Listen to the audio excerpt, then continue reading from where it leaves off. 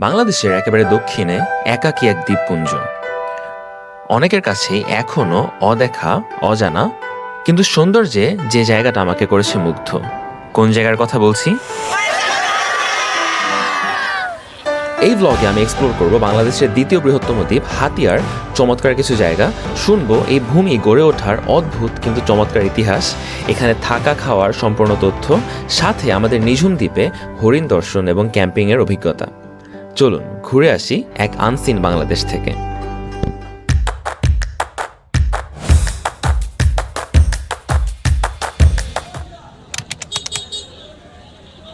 এখন বাজে সকাল 7:10। আমরা সকাল 6:45-এ প্রায় 13 ঘন্টার লঞ্চ জার্নি শেষ করে ঢাকা থেকে হাতিয়াতে এসে পৌঁছাইছি।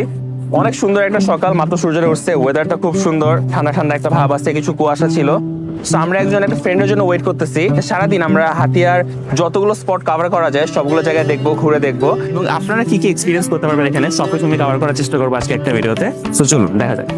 এই পুরো ট্যুরে আমার সঙ্গে থাকবে আমার ছোটবেলার বন্ধু আদেল আর দুই ছোট ভাই ভানু এবং তানজিম, যারা সবাই এই এলাকার স্থানীয়। আর আমরা তিনজন, যাদের মধ্যে আছে মুকুট ভাই, একজন ফটো জার্নালিস্ট, তানভীর আমার সিনেমাটোগ্রাফার এবং টিমমেট, এবং আমি। আমাদের ট্যুরের সম্পূর্ণ প্ল্যান আমার বন্ধুরা মিলে আগেই করে রেখেছিল। সকালে রুমে ব্যাগ রেখে আমরা চা খেতে খেতে সেই প্ল্যানের ব্রিফিং শুনে ফেলি। এরপর শুরু হয় আমাদের যাত্রা। প্রথম দিন আমাদের প্রথম ডেস্টিনেশন ছিল কমলার দিঘি সি বিচ। 3টা বাইক নিয়ে আমরা সবাই বেরিয়ে পড়ি। রাস্তায় যেতে যেতে ভাবছিলাম, হাতিয়া আসার আগে আমার সবার প্রথম যে কৌতূহলটা জেগেছিল সেটা হলো হাতিয়ার নামটা কোত্থেকে আসলো। চলুন আমি যে গল্পটা শুনেছি সেই ইন্টারেস্টিং গল্পটা আপনাদের সাথে শেয়ার করি। আজ থেকে 200 বা 300 বছর আগে যখন এই এলাকায় প্রথম জনবসতি গড়ে ওঠা শুরু করে, তখন জানা যায় কিছু ব্রিটিশ প্রথম যখন এই এলাকায় এসেছিলেন, তখন তারা এসে দেখতে পারেন এই এলাকাতে না ছিল কোনো উন্নয়ন, না ছিল কোনো ঘোড়ার গাড়ি, না ছিল কোনো যানবাহন। তারা যখন এই এলাকার মানুষজনকে জিজ্ঞেস করেন যে কিভাবে এখানে এক পাশ থেকে আরেক পাশে যাওয়া যাবে, সেখানকার মানুষজন তাদের উত্তর দেন হাতিয়া। সেই থেকে জানা যায় লোকমুখের গল্প অনুসারে এই অঞ্চলের নাম হয় হাতিয়া। যদিও এখানে মতান্তর আছে, অনেকে বলে থাকেন যখন এই দ্বীপটা প্রথম ফর্ম হয়, ম্যাপ অনুসারে এই দ্বীপটা উপর থেকে দেখতে ছিল একটা হাতির মতো, সেখান থেকে এর নাম হয় হাতিয়া।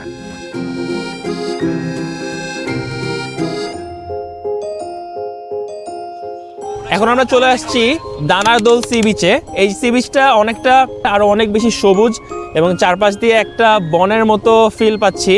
এখানকার সি বিচটা আরো বেশি সুন্দর হবে বলে মনে হচ্ছে। আর আমরা কিন্তু আমার হাতের বাম পাশে একটা ম্যানগ্রোভ বন দেখতে পাচ্ছি। আমার ডান পাশে সমুদ্র, বাম পাশে একটা ম্যানগ্রোভ বন। এই জায়গাটা প্রচন্ড ইউনিক লাগতেছে আমার কাছে।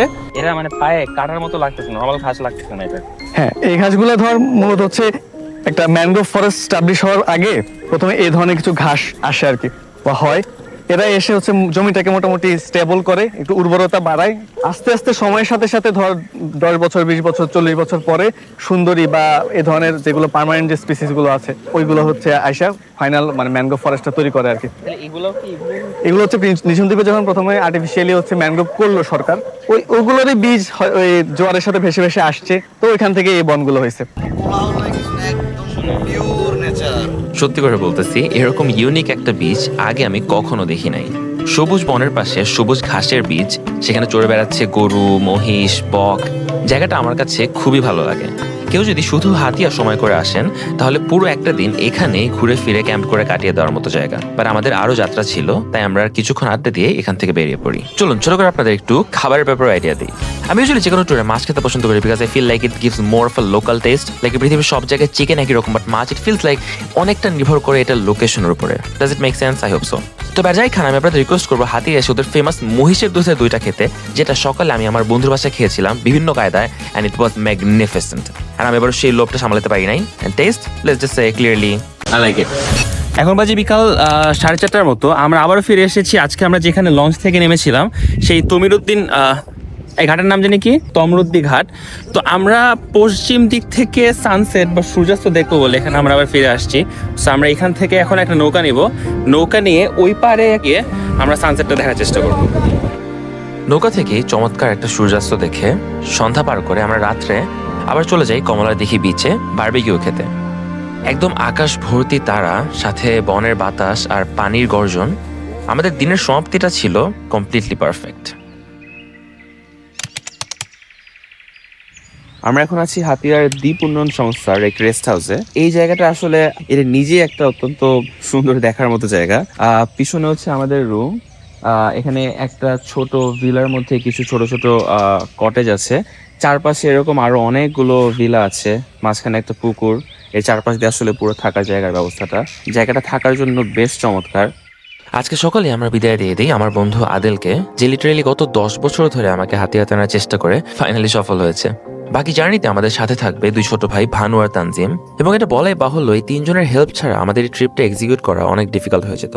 আশা করি আমার ভিডিওটা আপনাদের সেই জায়গা থেকে কিছুটা হলেও হেল্প করবে। আজকে আমাদের গন্তব্য নিঝুম দ্বীপ, হাতিয়ার সবচেয়ে বা বলা যায় একমাত্র পাবলিকলি ফেমাস ডেস্টিনেশন। গরম মিষ্টি গেলে কি হয়? সকালের নাস্তা সেরে আমরা রওনা দিয়ে দিই মুক্তারিয়া ঘাটের উদ্দেশ্যে, যেখান থেকে নিঝুম দ্বীপে যাওয়ার বোটে উঠতে হয়। এদিকে এসে হাতিয়ার অ্যাকচুয়াল গ্রামাঞ্চলের মানুষের জীবন কিছুটা চোখে পড়ে। আপনাদেরকেও সেই গল্প না বললেই নয়। এখানকার স্থানীয়দের সাথে কথা বলে জানতে পারি এই সুন্দর প্রকৃতির মাঝেই কিন্তু লুকিয়ে আছে এক সংগ্রামের অতীত। প্রায় 6 লাখ মানুষের এই দ্বীপে প্রতি বছর 500 মানুষ নদী ভাঙনের কাছে নিজেদের বসতবাড়ি হারান। 3000 বছর আগে গড়ে ওঠা এই দ্বীপের আকার এখনো ক্রমশ পরিবর্তনশীল। সাথে অন্যান্য প্রাকৃতিক দুর্যোগ, উন্নয়ন অবহেলা এবং অব্যবস্থাপনায় জর্জরিত এই অঞ্চল, যা এই দ্বীপে কিছুটা লক্ষ্য করলেই দেখতে পাওয়া যায়। কিন্তু আশার দিকটা হলো ঘুরে দাঁড়ানোর জন্য নিজেদের ভাগ্য অনেকটা নিজেদের হাতেই তুলে নিয়েছেন এখানকার মানুষ। কিভাবে? শিক্ষার মাধ্যমে।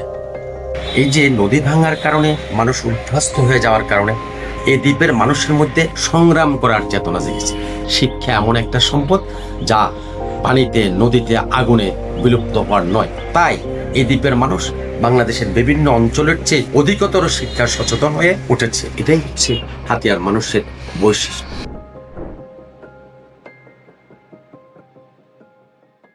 ওই যে দেখা যাচ্ছে দূরে, ওটা ওই পারে হচ্ছে নিঝুম দ্বীপ। ওটা নিঝুম দ্বীপ 10 মিনিটের দূরত্ব। এই বোটে খেয়া বোটে করে আমরা যাব।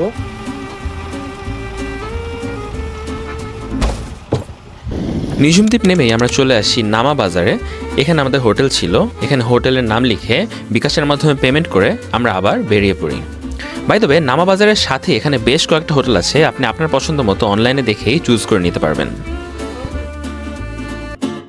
আমরা নিঝুম দ্বীপে এসে আমাদের রেস্ট হাউসে ব্যাগটা রেখে তারপরে লাঞ্চ করে খুব তাড়াতাড়ি বের হয়ে পড়ছি। সো এখানে আমরা শুনেছি যে হরিণ দেখা যায়, কিন্তু হরিণ দেখা আসলে সেটা একটু ভাগ্যের বিষয়। আমরা এখন এমন একটা জায়গায় যাচ্ছি যেখানে সেই বুনো হরিণের দেখা পাওয়া যেতে পারে।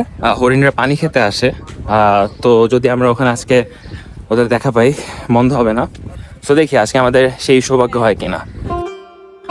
সূর্যের তেজ তখন ম্রিয়মান। আমরা একটা নৌকা নিয়ে আঁকাবাঁকা খাল ধরে এগিয়ে চললাম। উদ্দেশ্য ম্যানগ্রোভের ভিতরে হরিণ দেখা। সমতলে যতদূর চোখ যায়, একদিকে গরু আর মহিষ চষে বেড়াচ্ছে, একদিকে বক খেলা করছে, অন্যদিকে সমুদ্রের পাড়ে এসে হানা দিয়েছে বন। সত্যি এমন নিঝুম সুন্দর প্রকৃতি আপনি নিঝুম দ্বীপ ছাড়া বাংলাদেশের অন্য কোথাও পাবেন না। নৌকা থেকে নেমে আমরা 5 মিনিটের মতো হেঁটে এরকম একটা জায়গায় পৌঁছাই, যেটা একটা জলাশয়, যেখানে অ্যাপারেন্টলি বন্যপ্রাণীরা পানি খেতে আসে। আমরা যদিও কোনো হরিণের দেখা পাই না, তবে নিরাশ হলে চলবে না। নিঝুম দ্বীপে এসে হরিণ দেখার এটাই একমাত্র সুযোগ নয়। আমি এখন নিঝুম দ্বীপের বিচে। এতটা তারা আমি আকাশে লাস্ট কবে দেখেছি আমার মনে পড়ে না।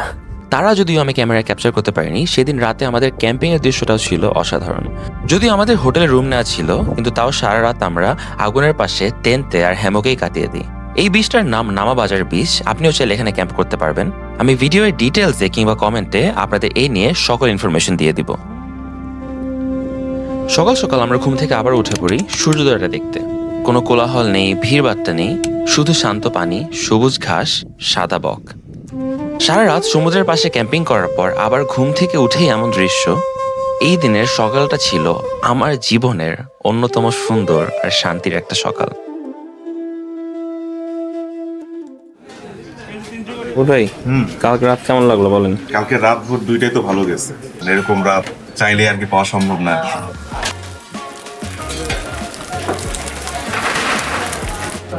তাহলে আমার ছোট্ট এক্সপিরিয়েন্সের মধ্যে এটা হচ্ছে সবচেয়ে সেরা একটা রাত ছিল। আর আমার তো এক্সপিরিয়েন্স অনেক কম। বাহ, আল্লাহর রহমতে কপালটা আজকে মনে হয় বেশ ভালো ছিল। নামাবাজারের পাশেই আমরা একটা জায়গায় দেখা পাই 3টা হরিণের। খোঁজ নিয়ে জানতে পারি এগুলো বন বিভাগের অধীনে রাখা হরিণ, যারা লোকালয়েই থাকে। যদিও আমরা গতকাল বুনো হরিণ দেখতে পারিনি, সেই দুঃখ আজকে ওদেরকে দেখার পর আমরা একেবারেই ভুলে যাই। এবার আমাদের ফেরার পালা। সকাল সকাল অনলাইনে আমি বাসের টিকিটটা কেটে ফেলি, কারণ আজকেই কিন্তু আমরা ঢাকা ফিরে যাচ্ছি। যাওয়ার পথে আমরা নোয়াখালী পর্যন্ত স্পিড বোটে এবং এরপর বাসের রুটে ঢাকা পৌঁছাবো। তবে তার আগে আমরা যাব আমাদের লাস্ট ডেস্টিনেশন হয়ে, যার নাম পালকির চর। এই জায়গাটা আমি আর এক্সপ্লেন করব না, আপনারা নিজেরাই দেখে নিন।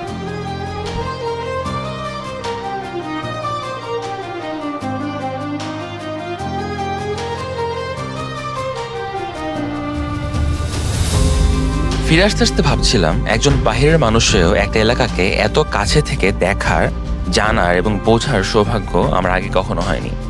গত 3 দিনের এক্সপিরিয়েন্স আমার লাইফের one of the best travelling experiences. হাতিয়ার মানুষ থেকে শুরু করে এখানকার গল্প, এখানকার প্রকৃতি আমাকে শুধুমাত্র আনন্দই দেয়নি, অভিভূত করেছে। বাংলাদেশে এত দারুণ একটা জায়গা রয়েছে যা এখনো সাধারণ মানুষের কাছে অনেকটাই আনসিন, এটা ভাবতেই অবাক লাগে। বাংলাদেশের মাঝিতে তাকালে হাতিয়াকে যেমন একাকী একটা দ্বীপ মনে হয়, তার সংগ্রামও তেমনই একাকী ছিল। ট্যুরিজমের দিক থেকে হোক কিংবা ডেভেলপমেন্টের দিক থেকে হাতিয়া নিঃসন্দেহে আরো অনেক বেশি অ্যাটেনশন ডিজার্ভ করে। আশা করি খুব শীঘ্রই হাতিয়া তার সেই মর্যাদাটুকু পাবে।